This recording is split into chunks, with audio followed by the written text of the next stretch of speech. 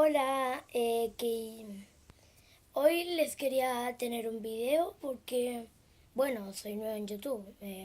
Un video de mis slime, de mis únicos slime. Eh, Solamente tengo dos, pero por favor, denme likes. Solamente quiero como 200 likes solamente, para solamente tener likes.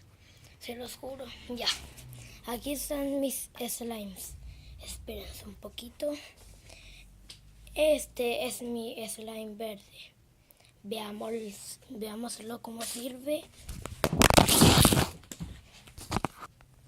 Chuta, se me cayó. Jijijiji.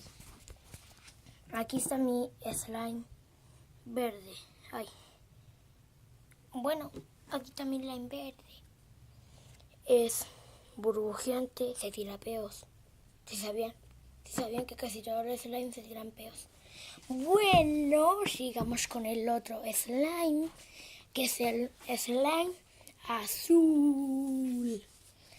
Aquí tengo otro slime azul en botella, pero se me cayó y tiene un poco de arena.